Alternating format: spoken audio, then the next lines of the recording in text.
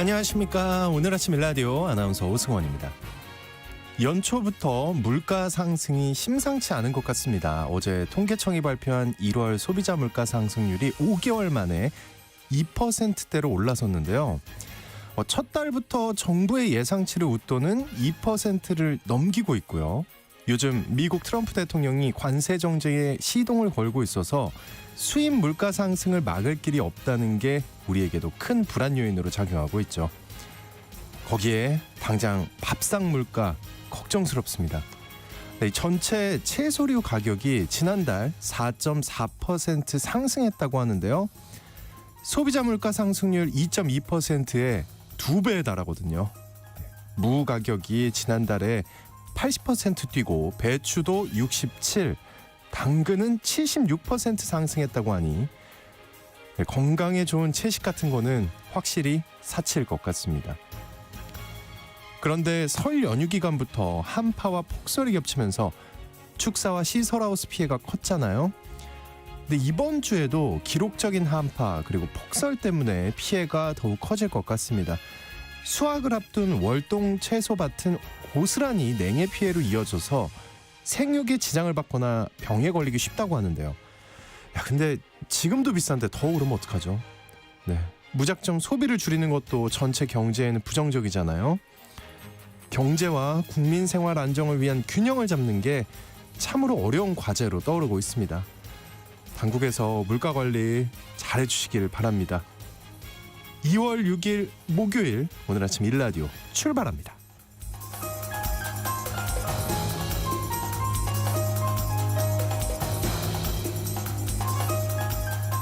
오늘 아침 일라디오 이 시간은 물론 KBS 일라디오의 모든 프로그램은 유튜브 KBS 일라디오 공식 채널이나 모바일 콩 어플리케이션을 통해 실시간으로 함께 하실 수 있습니다. KBS 일라디오 채널 구독과 좋아요, 댓글 많이 부탁드릴게요. 자, 오늘 농수산 이슈 시간에는요. 쌀 소비량 통계 방식에서 개선될 점에 대해 살펴보고요. 예술로 떠나는 여행 시간에는 다음 주에 다가올 정월 대보름 이야기 미리 나눠보겠습니다. 또 궁금한 뉴스 시간에는 새해에 달라지는 자동차 교통 법규에 대해 알아보겠습니다. 방송에 참여하실 분들은요. 단문 50원, 장문 100원이 드는 유료 문자 샵 9730으로 보내주시기 바랍니다. 유익한 정보와 살아있는 이야기가 있습니다. KBS 오늘 아침 일라디오.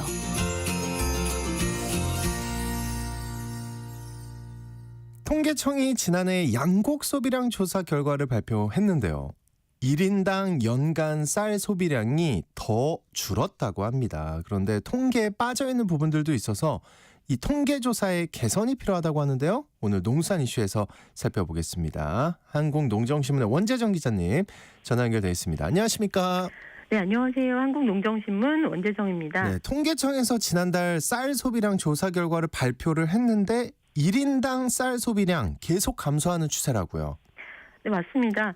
가구 부분의 양곡 소비량을 살펴보면 2024년 집에서 1인당 쌀을 소비한 양은 연간 55.8kg입니다. 1인당 쌀 소비량은 전년 대비 1.1% 감소했고요. 네. 쌀을 제외한 기타 양곡의 소비량은 8.6kg으로 전년 대비 5%가량 늘었습니다. 가정에서의 쌀 소비 감소 추세에 대해 통계청은 1994년에는 1인당 108.3kg을 소비했는데 현재는 절반 정도로 감소했다 이렇게 밝혔는데요. 다 아시겠지만 30년 전에 비해서 집에서 밥과 반찬을 만들어 먹을 시간이 부족한 상황이죠. 가정에서 먹는 1인당 쌀 소비량은 감소했지만 기타 양곡, 그러니까 보리라든가 밀가루, 콩 등의 기타 양곡의 소비가 모든 품목에서 늘어났다는 것도 반가운 흐름이라고 봅니다. 이뿐만 아니라 이번 통계청 자료에서 사업체 부분의 쌀 소비량도 증가한 것을 확인할 수 있습니다. 사업체 부분의 쌀 소비량은 얼마나 는 건가요? 네, 사업체 부분의 쌀 소비량은 87만 3,363톤으로 전년 대비 무려 7%나 늘어났습니다. 정부가 이 쌀 소비량이 감소한다는 얘기를 벼 재배를 줄이는 논리를 항상 사용하다 보니까 쌀 소비가 증가했다는 조사 결과가 굉장히 신선한 지경인데요. 네. 통계청에서 말하는 사업체 부분은 쉽게 말하자면 쌀 가공 분야라고 보시면 됩니다. 즉석밥 제품인 햇반 같은 게 여기에 해당하고요. 떡이라든가 떡볶이 떡, 도시락, 수레 원료인 주정을 만드는 데 사용한 쌀 등이 여기에 해당합니다. 통계청 자료를 보니까 2024년에만 이 사업체 부분의 쌀 소비량이 늘어난 게 아니고요. 2022년에 가공용으로 사용한 쌀이 69만 1,422톤이었거든요. 2023년에는 81만 7,122톤으로 1년 새에 18%나 증가했고요. 2024년에도 사용량이 7% 늘었습니다. 네, 가공용 쌀 소비량은 확실히 늘어나고 있네요. 네, 쌀을 소비하는 사업체는 이제 식료품 제조업하고 음료 제조업으로 나눌 수 있는데요. 업체에서 간식이라든가 식사용에 사용하는 쌀이냐, 아니면 술을 만드는 데 사용한 쌀이냐 이렇게 구분하시면 크게 무리가 없습니다. 전년과 비교해서 식료품 제조업의 쌀 소비량은 4.8% 증가했고요. 또 음료 제조업, 그러니까 식혜를 만드는 네. 음료라든가 술이라든가 이런 음료 제조업의 쌀 소비량은 11.5% 증가했습니다. 쌀 소비량이 많은 업종을 순서대로 보면 술을 만드는 주정 제조업이 1위고요. 떡류 제조업이 2위, 햇반이라든가 냉동 볶음밥 같은 식사용 가공처로 조리식품이 3위, 뻥튀기라든가 콘프레이크 같은 기타 곡물 가공품 제조업이 4위가 됩니다. 이 외에도 도시락류 제조업 또는 술 제조업 등도 쌀 소비량이 많은 사업체에 포함됩니다. 네, 1, 2, 3, 4위 순위를 들어보니까 고개가 이제 끄덕여지는데 네, 사업체 부분의 쌀 소비량 중에 뭔가 특이사항이 있을까요? 예, 제가 어제 통계청 농업 동향과의 담당자분께 이 사업체 부분 쌀 소비량 조사 결과에 대해 몇 가지 확인을 좀 해봤는데요. 냉동밥이라든가 즉석밥 소비가 굉장히 많잖아요. 네. 근데 이제 즉석밥 같은 경우는 국내 소비량도 굉장히 많이 늘어났지만 K푸드 열풍의 수출도 꽤 많이 증가했다고 합니다. 이 분야의 쌀 소비량이 2023년에 13만 톤이었거든요. 근데 이제 지난해엔 16만 2천 톤으로 25%까지 증가했고요. 또 주정 제조업의 경우 2023년에 19만 7천여 톤의 쌀을 사용했는데 지난해에는 22만 8천여 톤으로 16%나 많이 사용한 것도 특징입니다. 네, 지난해 1인당 쌀 소비량이 55.8kg이라는 이 통계청 발표 내용. 이거는 보니까 가정용 소비량만을 말하는 거네요? 네, 맞습니다. 집에서 햇반을 먹었다 해도 이거는 1인당 쌀 소비량이 포함되는 게 아니고요. 네. 이제 떡볶이를 집에서 해 먹거나 간편하게 먹는 냉동밥류를 데워 먹었어도 1인당 쌀 소비량인 55.8kg과는 별개입니다. 통계청이 확인해 보니까 식당에서 사 먹는 밥은 그래도 이제 가구 부분에 1인당 쌀 소비량이 포함된다고 합니다. 종합해 보면 이 가구 부분과 사업체 부분의 쌀 소비량을 다 합친 걸로 1인당 쌀 소비량을 발표해야 한다 이런 주장도 나오고 있고요. 네. 실제 소비량에 근접하도록 조사 방식의 개선이 필요하다 이런 비판도 나오고 있습니다. 말씀 들어보니까 그래야 될 것 같은데 이 쌀 소비량 통계와 관련된 개선점 또 어떤 것들이 있나요?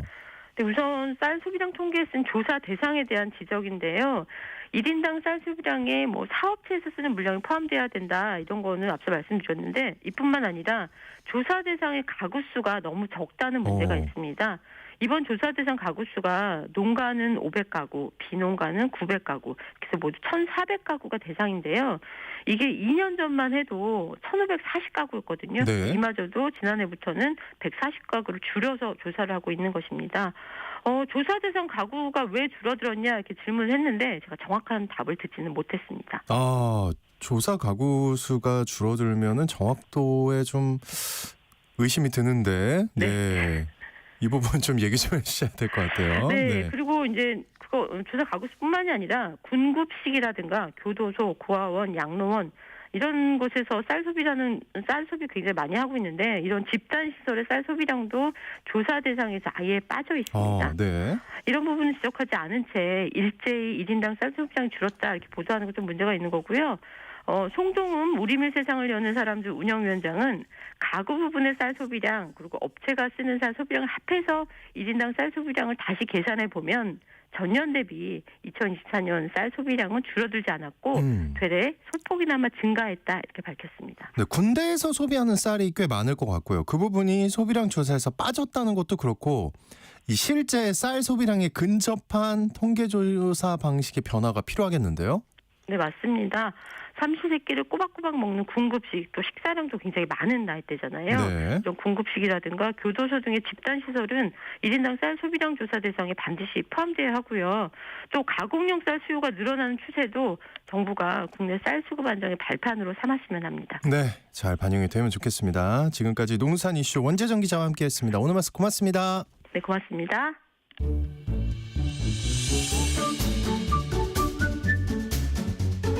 아침을 여는 기분 좋은 습관. KBS 오늘 아침 일라디오. 전통의 멋과 맛을 느낄 수 있는 예술로 떠나는 여행 시간입니다. 모던한의 조인선 대표님과 함께합니다. 어서 오십시오. 안녕하세요. 네, 너무 한파죠. 너무 춥죠. 거의 뭐 북극인 줄 알았습니다. 우리가 가본 적은 없지만. 네, 북극 느낌 이런 거구나. 야, 네. 특히나 이제 우리 같이 새벽에 나오는 사람들 네. 괜찮으셨습니까? 약간 좀 뭐랄까 몸이 추우니까 마음도 추운 느낌? 그 주차장에서 이 회사까지가 네. 마음까지 추워질 거리는 아닌데. 그래도 마음이 좀 춥더라고요. 발도 시렵고 맞습니다. 막 예. 뛰어왔습니다. 잘하셨어요. 네. 예. 사람들도 엄청 고생하는 것 같아요. 맞아요. 정말 이 정도면 냉동고 한파. 아, 그렇죠. 네. 냉장고는 아닙니다, 확실히. 예. 이 정도 때문에 지금 독감이나 뭐 이런 뭐 추위 질환 때문에 고생하는 분이 너무 주변에 많으신데 진짜 많죠. 맞아요. 예. 저희 직원도 지금 병가를 내고 있는데 지금 비판하시는 거 아니죠? 아닙니다. 예. 하루 더 쉬라고 했습니다. 야, 잘하셨습니다. 원하님 괜찮으시죠? 저는 다행히 또 예방 접종을 해가지고 신체 나이가 또 20대다 보니까 그건 아닌 것 같아요. 예. 근데 양심적으로 뭐, 30대로 하겠습니다. 알겠습니다. 예. 그래서 이 지난 2월 3일이 또 입춘이었잖아요. 알고 계셨죠? 그래서 입춘은 그럼요. 네, 예, 24. 저희가 오프닝으로도 얘기했죠. 의심하는 눈빛으로 보시네. 그래서 너무 춥다 보니까 그래서 예. 사실 이제 24절기 중에 첫 번째 절기로 봄이 시작되는 날인데 이 태양의 환경이 315도에 도달하는 시점을 기준으로 이제 추운 겨울이 지나서 따뜻한 계절로 넘어가는 전환점이자 또 새로운 한 해의 복과 기운을 기원하는 중요한 날로 생각할 수 있습니다. 그래서 우리 선조들은 입춘이 오면 대문이나 현관문에 입춘대길, 그쵸. 권양다경이라는 이제 입춘첩을 붙이고 또 봄나물을 활용한 전통 음식을 먹으면서 가족의 건강과 행복을 빌어보는 풍습을 가졌는데 정말 근데 입춘이 왔다기에는 너무 추운 한 주가 맞습니다. 계속되기 때문에 예. 그래도 우리 청취자분들 마음만큼은 설레이는 희망으로 가득 찬 입춘이 되셨길 바라봅니다. 네. 조 대표님의 말씀이 좀 희망차네요. 예. 맞습니다. 그 오늘은 네. 다음 주에 찾아올 네. 정월 대보름 이야기라고요. 네, 행사가 많아요. 바로 다음 주죠. 예. 네, 2월 12일이 정월 대보름인데 한 해 첫 보름달이 뜨는 날로 음력 1월 15일에 지내는 우리나라의 전통 명절입니다. 네. 근데 이제 음력을 사용했던 과거에는 달의 움직임에 따라서 이제 어느 시기에 무엇을 해야 될지가 정해졌기 때문에 이 달의 변화가 굉장히 중요했습니다. 특히 정월 대보름은 한 해 첫 보름달이 뜨는 날이기 때문에 아주 중요한 의미를 지녔던 거죠. 네. 그래서 또 처음으로 맞이하는 둥근 예쁜 보름달 뜨는 시간에 대지의 풍요를 비는 것이 또 새해를 맞이하는 설날만큼이나 굉장히 중요했던 거죠. 네, 그래서 네. 농경을 기본으로 했던 우리 문화의 상징적인 면에서 보면 이 태양이 양의 기운으로 남성을 상징하고 그리고 달은 그리고 여성의 비유가 됩니다. 그래서 예로부터 달은 여성, 출산, 물, 식물들과 같이 다산과 풍요를 상징했던 바로 이 큰 보름달이었기 때문에 이 달의 여신에게 무탈과 풍요를 기원하면서 첫 보름달이 뜨는 정월의 대보름을 1년 중에 가장 중요한 날로 여기셨습니다. 그래요. 1년 네. 중에 가장 중요한 날로. 근데 네. 이제 음력 1월 1일이 네. 설이잖아요. 네, 그렇죠. 그죠? 그리고 15일 있다가 정월 대보름인데 그 2주 만에 이렇게 또 그쵸. 챙겨야 되는 거예요, 큰 명절 명절을? 두 개였던 거죠. 아, 그랬던 네. 거예요? 또 아주 예리한 질문을 주셨네요. 아니, 이거 너무 네. 힘들었을 것 같아서. 그러니까 바빠. 그러니까요, 근데 예. 이렇게 음력 1월 1일과 15일의 명절을 연달아 지내는 이유가 있었습니다. 아, 그랬구나. 왜냐면 우리 근데 선조들 왜 정월 대보름 안 쉬지? 옛날에는 뭐 예. 거의 쉬었다고 볼 수 있죠. 예, 근데 예. 이제 컨셉에 충실하셨던 우리 선조들은 이 명절을 통해서도 공과 사를 아주 철저히 구매하셨습니다. 설에는 주로 이제 개인적인 의례로 네. 개인의 건강이나 이제 내 집안의 안녕을 기원하는 속신 행해지는 명절이었지만 정월 대보름은 마을 전체 공동의 기원이 오. 풍년을 기원하는 형태가 행해지는 공동체적인 성격을 띠는 명절이었습니다. 아, 설에는 개인적. 네, 맞습니다. 그리고 이때는 또 공동체적으로. 네, 그래서 그 마을의 명절이었던 거죠. 예. 그렇다 보니까 어느 하나 빠뜨릴 수가 없었겠죠. 네, 다 네, 중요한 거예요. 그러네요. 그래서 우리 선조들은 연초부터 이 두 개의 명절을 준비하시느라 그야말로 허리가 휠 정도로 바쁘셨다고 합니다. 아, 네. 그 요즘은 사실 정월대보름을 명절로 네. 생각 아무도 안 할 것 같아요. 그렇죠. 솔직한 말로. 예. 맞아요. 근데 조상님들은 굉장히 바쁘셨겠네요. 바쁘셨다. 예, 네, 맞습니다. 예. 그래서 이 1년 중에 가장 크고 중요한 명절 두 개가 모두 이 음력 1월 정월에 몰려 있다 보니까 바쁜 정도가 어느 정도 섰냐 하면 간단히 통계를 내어봤는데요. 통계. 네, 우리나라에서 열리는 모든 세시 행사들을 다 모아봤더니 1년 동안 총 192건의 크고 작은 행사들이 있어요. 네. 근데 무려 그중에서 음력 1월 정월 한 달 동안에만 102건의 절반 이상이. 네, 예. 행사가 몰려있는 상황이 되었던 거죠. 그리고 이 102건 중에서도 정월 14, 15일에 정월 대보름 날 행해지는 세시 행사의 항복 수가 무려 55건. 네. 세상에. 예, 정월대보름. 맞아요. 하루에만 세상에. 1년 예. 전체의 4분의 1이 넘는 14세시 행사들이 정월 대보름에 거행이 되었으니까 이 세시 행사를 준비하는 바쁨은 이루 말할 수 없을 정도였다고 합니다. 예. 네, 그래서 지금 사실 명절 증후군은 비교가 안 됐을 정도였을 것 같아요. 진짜 상상만 했는데도 이틀에 와. 55건. 네. 예, 듣기만 해도 힘들어요. 네, 지금 생각만 해도.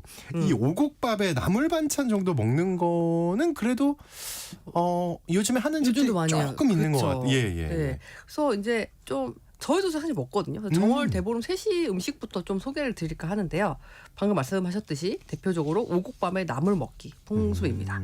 그래서 우선 오곡밥은 쌀, 조, 팥, 수수, 콩 등의 5가지 곡식을 넣어 지은 밥으로 이 안에는 하나의 풍성한 농사를 기원하는 의미가 담겨 있습니다.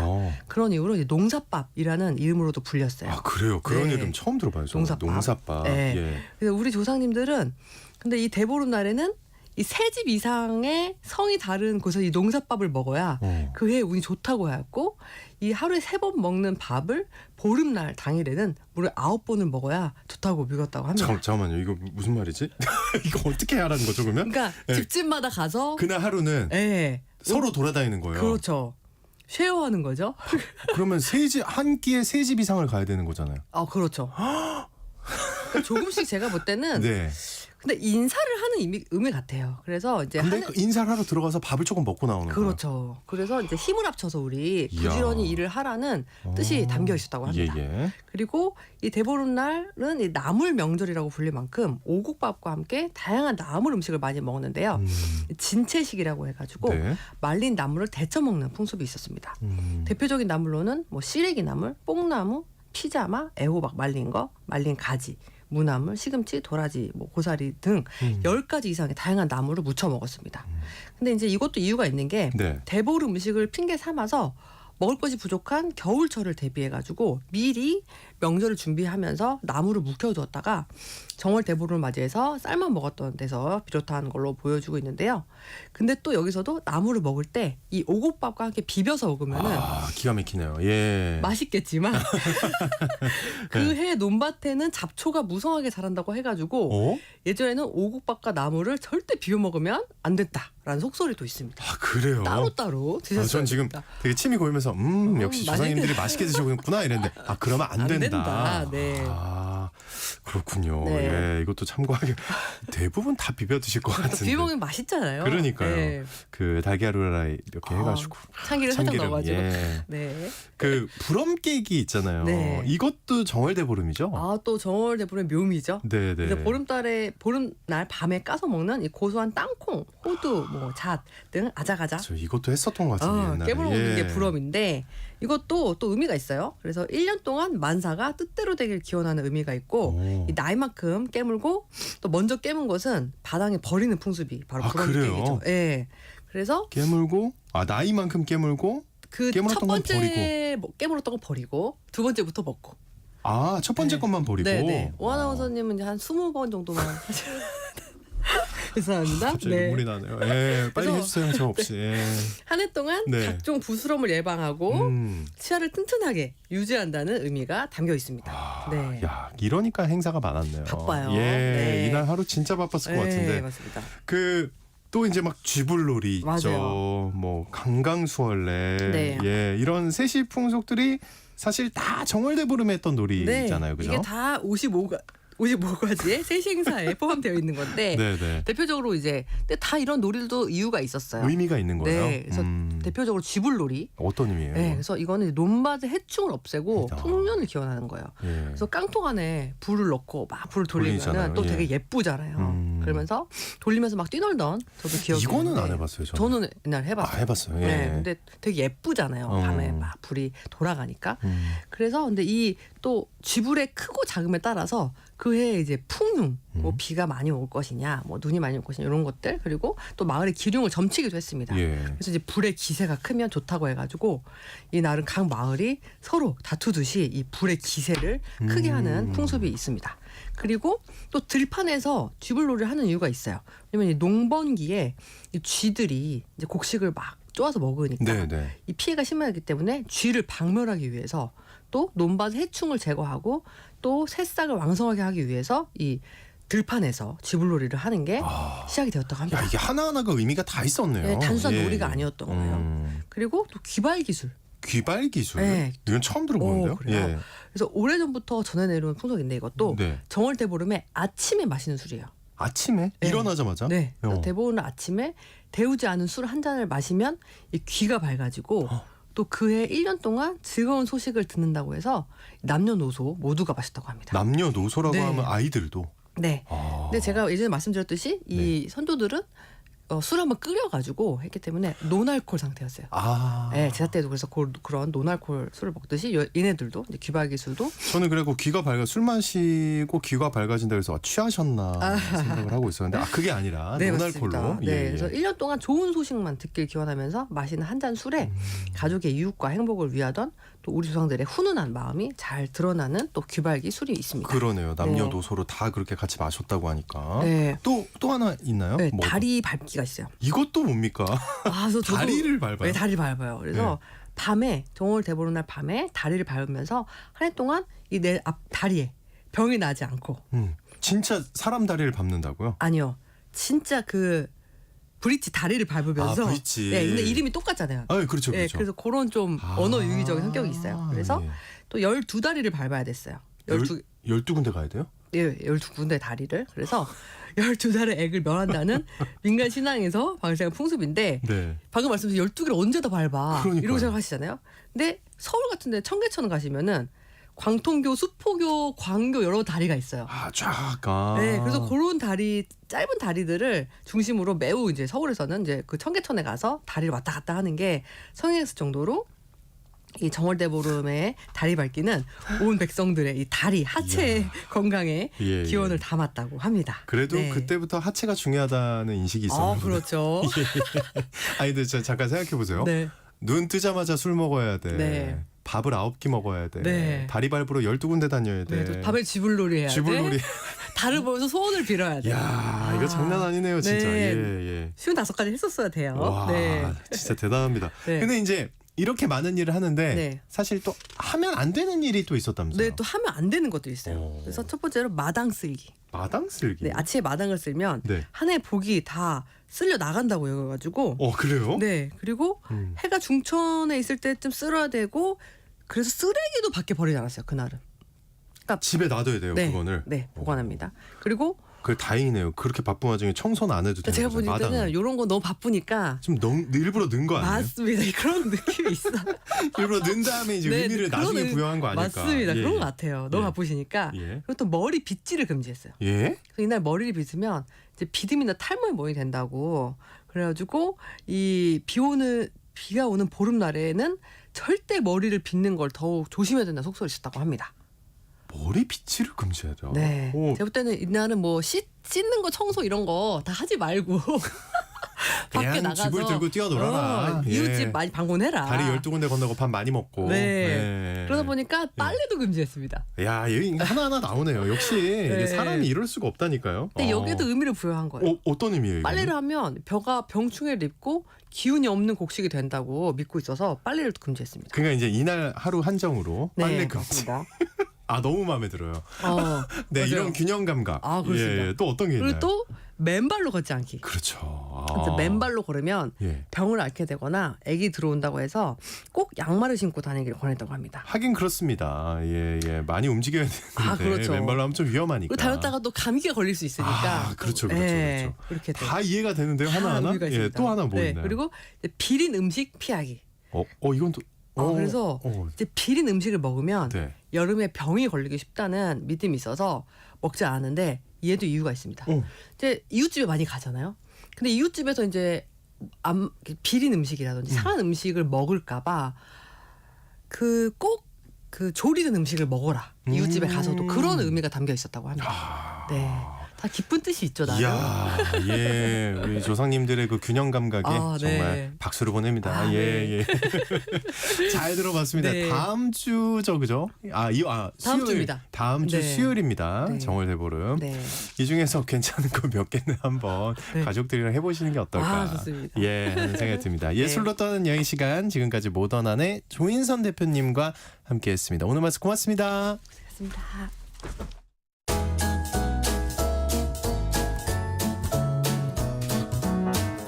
상쾌한 하루의 시작. KBS 오늘 아침 일라디오. 자동차와 도로교통 문화는 일상의 중요한 부분인데요. 관련한 다양한 뉴스와 정보들에 대해 살펴봅니다. 새해부터 달라지는 이 자동차 교통 법규들이 있는데 간단하게 살펴보는 시간 갖도록 하겠습니다. 오늘 처음 뵙는데 자동차 칼럼니스트시고요. 풀 드로틀 컴퍼니, 제가 제대로 했는지 모르겠는데 맞습니다. 네, 이동희 대표님 나오셨습니다. 반갑습니다. 네, 반갑습니다. 이동입니다. 이름이 근데 어려워요. 풀 드로틀 맞아요? 이게 그 엑셀 페달을 끝까지 밟는다는 의미의 풀 드로틀이라고 하거든요. 엑셀 페달을 끝까지 밟는다. 그러니까 풀 스로틀이라고 우리나라에서 얘기를 하는데 예. 전에 쓰던 회사에서 이제 이렇게 표기를 해서 그걸 이제 회사 이름으로 쓰고 있습니다. 그렇군요. 네, 차와 관련된 거, 바퀴 달린 것들 모든 것 다 다루고 있습니다. 차와 관련된. 네. 사실 저도 매일 새벽 차로 출근을 하거든요. 그렇죠. 네, 네. 근데 이제 잠깐 말씀드렸지만 그 어떤 변화가 생기는지 전혀 모르고 있습니다. 교통법규에 변화가 있다고요? 네, 매년 사실은 정책적으로 바뀌는 부분들이 있고요. 예, 매년. 그 올해는 크게 나눠서 면허 제도하고 음주운전 처벌 강화 같이 운전자와 관련된 부분하고 그다음에 이제 환경 규제 강화하고 친환경차 혜택이 변경되는 부분 또 이제 보행자 안전이 강화되는 부분 셋으로 나눌 수 있습니다. 일단 네. 기본적으로는 더 안전하고 환경 개선에 도움이 되는 방향으로 변화가 이루어졌다고 볼 수 있는 거죠. 면허랑 음주운전 처벌 강화되고 네. 친환경차 혜택이 바뀌고 맞죠? 네, 맞습니다. 그다음에 네. 보행자 안전이 강화된다. 네. 이렇게 된다는 건가요? 네. 하나씩 먼저 봐야 될 것 같은데 면허 자격은 어떻게 되는 겁니까? 강화되는 겁니까? 최근에 이제 좀 강화되는 추세인데요. 최근에 보면 이제 고령 운전자 사고가 좀 늘고 있어서 그런 그 고령 운전자의 면허 갱신 조건 자체가 좀 강화가 됩니다. 현재는 10년마다 한 번씩 적성 검사를 바꾸게 돼 있는데 그게 이제 65세 이상은 5년이 되고요. 70세 이상은 3년마다 적성 검사를 받아야 바꿀 수가 있게 됩니다. 그래서 이게 어쨌든 그런 사고를 좀 방지할 수 있도록 검사를 자주 하자는 얘기가 되는 거죠. 그리고 이제 또 이종 보통 면허를 갖고 계신 분이 7년이 지나면 무조건 일종 보통으로 바꿀 수가 있었거든요. 그랬나요? 네, 지금까지? 무사고가 인정이 되면 네. 바꿀 수가 있었는데 그게 이제 실질적으로 운전 경력을 인정을 받아야 그래서 그러니까 이제 자동차 보험에 가입했으면 차를 갖고 있었다는 얘기가 되니까 그런 거라든가 등록증이라든가 혹은 이제 차를 직접 갖고 있지 않았어도 운수업체에 등록을 해서 운전을 한 경력이 있다거나 그런 경우에는 일종 보통으로 바꿔주게 됩니다. 그러니까 뭔가 약간 좀 듣기에는 엄격해지는 느낌이네요. 그렇죠. 좀 엄격해지는 거죠. 사실 이런 생각도 드는데요. 왜 이제 바뀌지? 너무 우리는 약간 사고 난 이후에 바뀌는 느낌이잖아요. 그렇죠. 네. 근데 이거는 어쨌든 법이 그 현실을 따라가는데 시간차가 좀 있다고 생각하시는 게 맞을 것 같아요. 그러니까 예전에 보면 자동차 운전면허를 시험 볼 때 몇 종 따셨어요? 저 1종 보통. 1종 보통 따셨죠. 예. 그러면 1톤 트럭 갖고는 수동으로 시험 보셨을 거예요. 그럼요. 예. 예. 예. 근데 지금 2종 자동 면허가 도입된 지가 벌써 한 20년 가까이 되거든요. 그러면 2종 자동 면허가 있고 또 이제 트럭들도 그러니까 1종 보통 면허 같은 경우는 12톤 미만 트럭이라든가 15인승 이하 승합차들을 운전할 수가 있어요. 근데 그런 차들이 예전에는 다 수동 변속기만 있었으니까 1종 보통 면허는 수동 변속기로 시험을 보게 했던 거죠. 근데 지금은 그런 차들도 다 자동 변속기가 달려 나오는데 그렇죠. 굳이 수동 면허를 딸 필요가 있느냐 해서 1종 자동 변속기 면허도 생겼고요. 그러면서 요 제도도 같이 변환이 되는 거죠. 알겠습니다. 그 무사고라고 해서 아까 잠깐 예. 얘기하셨잖아요. 시험 없이 2종에서 1종 된 거. 예. 근데 이거 저 좀 이해가 안 돼요. 왜 이렇게 한 거예요? 애초에? 애초에는 그러니까 1종 보통 면허를 갖고 있어야만 택시 운전을 할 수 있었어요. 이게 거의 한 30년 가까이 된 얘기입니다. 근데 이게 2종 자동 면허가 생기고 그리고 2종 자동 면허로도 택시 운전을 할 수 있게 되니까 사실은 그 취지가 의미가 없어진 거죠. 그렇죠. 2종 면허를 예. 1종으로 올려줄 의미가. 그래서 그거를 사실은 2016년쯤에도 한번 바꾸려고 하다가 법 개정이 좀 미뤄지면서 그리고 이제 1종 자동 면허까지를 만들면서 한꺼번에 이번에 개정이 된 겁니다. 그렇군요. 그리고 이제 친환경차 얘기 아까 해주셨는데 네. 세제 감면 혜택이 있었는데 이게 축소된다고요? 네, 그러니까 사실은 친환경차를 타는 거가 좀 어제는 차가 비싸잖아요. 예. 그럼 비싼 차를 탄다는 거는 개인한테는 부담이거든요. 그런데 어쨌든 환경 개선에는 도움이 그렇죠. 되니까 예. 여러 가지 혜택을 줘서 많이 타세요라는 거가 정책이었는데 그게 이제 조금씩 줄어가고 있는 상태입니다. 일단 전기차나 그 수소연료 전기차 같은 경우는 고속도로 통행료가 50% 감면이 됐었어요. 근데 그게 올해 이제 40%가 되고요. 그리고 원래 이건 근데 작년 말로 종료가 되려던 겁니다. 아예 없어지는 거였었어요. 아, 그래요? 근데 이거를 조금 더 연장을 해서 올해는 40%, 내년에 30%, 내후년에 20%로 차근차근 줄이자. 그래서 좀 충격을 좀 줄이자라는 게 첫 번째고요. 그다음에 이제 그 하이브리드 차 요즘에 많이 타시잖아요. 예. 그거를 살 때 그 개별 소비세 감면 혜택이 최대 100만 원까지였는데 그게 이제 70만 원으로 줄어들고요. 그다음에 이제 취득세에서 40만 원 정도 줄어드는 것도 없어집니다. 그래서 이제 종합적으로 보면은 작년에 하이브리드 차를 사셨으면 한 최대한 183만 원? 그 정도를 받을 수 있었는데 올해는 그게 한 100만 원 정도로 줄어드는 거죠. 어휴, 많이 줄어드는 거네요. 예, 그러면 이 절반 부분은 정도. 좀 많이 줄었는데 근데 실제로 보면 올해 이제 바뀐 제도 중에 사실은 연장되는 것들도 있거든요. 연장되는 건 어떤 거예요? 그러니까 취득세라는 거를 그 개별 소비세 아까 제가 말씀드렸잖아요. 개별 소비세는 차값에 포함해서 자동차 회사에다가 냅니다. 그리고 취득세는 차를 살 때 등록할 때 등록관청에 내게 되고요. 네, 관청. 근데 그 개별 소비세 같은 경우가 일반 승용차가 5% 정도 되는데 그거를 3.5%로 인하하는 조치가 올해 6월 말까지가 가거든요. 근데 이거는 모든 승용차에 적용이 되고 하이브리드 차는 그게 26년까지 연장이 됐어요. 그러니까 사실은 조금 더 오랫동안 하이브리드 차에 대해서는 개별 소비세 감면 혜택을 주겠다. 이런 혜택, 개별 소비세 지원금을 주겠다라는 얘기가 되는 거죠. 네. 그리고 또 우리가 알아두면 좋을 이제 감면이 연장되는 거, 딴 것도 혹시 있을까요? 다자녀 감면 혜택이 좀 확대가 됩니다. 다자녀 감면 혜택. 예, 그러니까 작년까지는 3명 이상의 자녀가 있어야 됐거든요. 그러니까 만 18세 이하의 자녀 3명 이상이 있어야 7인승 혹은 6인승 이상의 승용차를 살 때 최대 아마 140만 원까지 아마 감면이 됐었을 거예요. 근데 그게 올해에 돼서는 자녀가 2명만 돼도 140만 원의 절반인 70만 원까지 그 취득세를 깎아주는 거죠. 네. 그러니까 취득세는 아까 말씀드린 대로 이제 등록할 때 내는 세금이니까 그 부분이 이제 줄어들게 되고요. 그리고 3명 이상인 경우에 그게 6인승 이하 승용차를 사면은 최대 140만 원까지 되고요. 7인승이라면 최대 200만 원까지 일단 줄어들게 됩니다. 그러니까 자녀를 저희가 이제 인구 감소가 굉장히 심각하니까 그거를 이제 보완하기 위한 정책으로서 여러 가지 정책들을 하잖아요. 그것 중에 하나로 자녀가 한 명이 있는 것보다는 2분이 있는 들한테도 차를 살 때 혜택을 줘서 그런 세금 감면 혜택을 주자는 거죠. 그거는 맞는 것 같아요. 네, 예, 좋은 것 같습니다. 예. 그리고 이제 마지막으로는 이제 경차도 사실은 살 때 취등록세가 75만 원 정도를 깎아주거든요. 최대. 그것도 2027년까지 연장이 됐습니다. 네. 그리고 지금 유류세 인하 감면을 받고 있는데 이게 이달까지 네. 네, 맞습니까? 이거 혹시 연장이 될까요? 어떻게 될까요?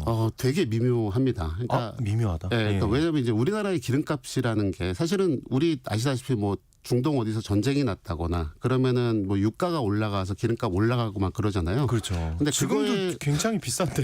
예. 근데 이게 왜 그러냐면 예.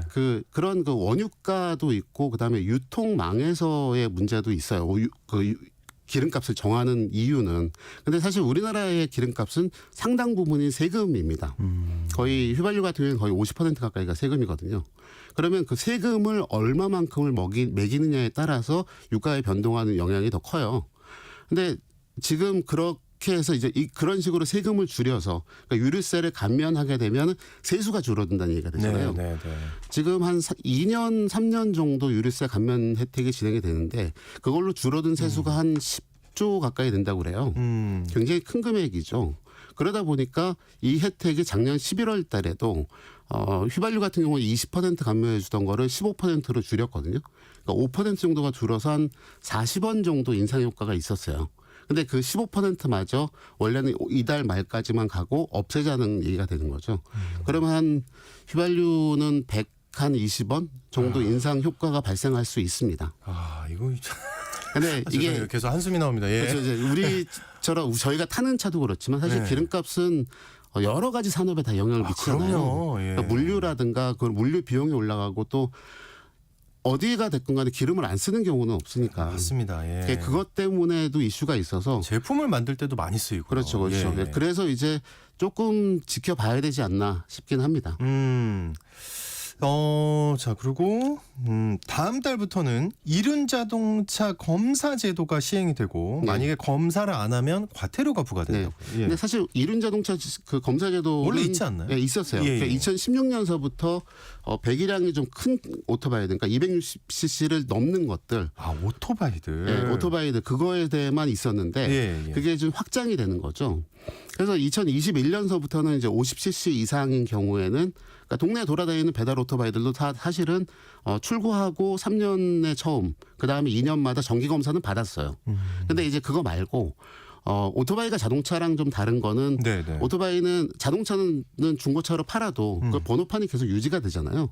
근데 오토바이는 팔기 전에 사용 신고를 폐지할 수가 있습니다.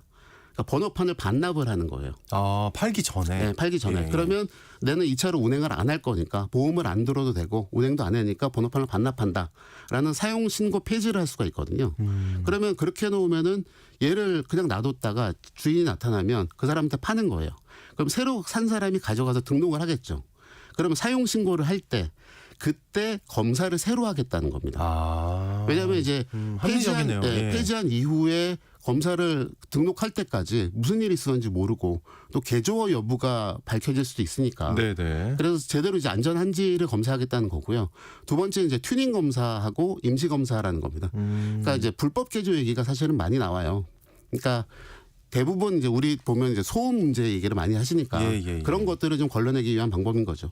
그리고 아마 이 부분을 굉장히 많은 청취자분들이 궁금해하실 것 같은데 음주운전 네. 여전히 많잖아요. 상습범들도 많고 그런 기사 볼 때마다 화가 나는데 이 음주운전 처벌이 강화된다고요. 네, 이게 그 술타기라고 합니다. 예. 그러니까 음주가 의심되는 차가 있었어요. 그래서 추적을 해서 잡았어요. 근데 집에 들어간 거죠. 근데 집에 들어가서 경찰이 가서 똑똑하고 나오라고 그러니까 나오긴 했는데 집에서 술 뭔지 먹었다라고 알겠다. 하는 거죠. 그걸 이제 술타기라고 합니다. 그러니까 술 취한 상태인 줄 알고 잡았는데 자기가 핑계를 댈 때 나 집에서 더 먹었다고. 네, 그렇죠. 이거죠. 예. 네, 그리고 혹은 뭐 이제 가글 같은 거를 하거나 알코올로 된 그런 의약품들이 있잖아요. 그런 것들로 핑계를 대는 거예요.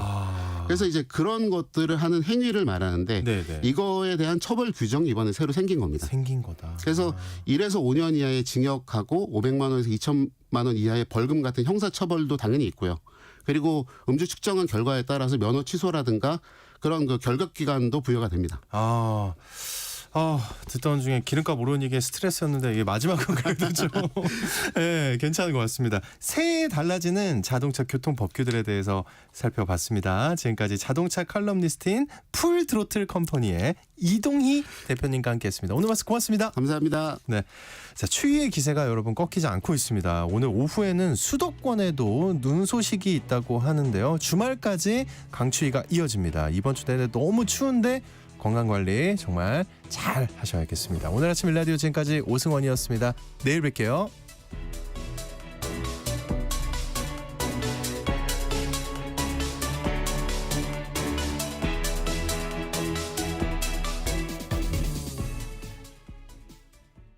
여보, 올해 공익집불금 신청이 2월 1일부터 4월 30일까지 진행된대요. 2월 1일부터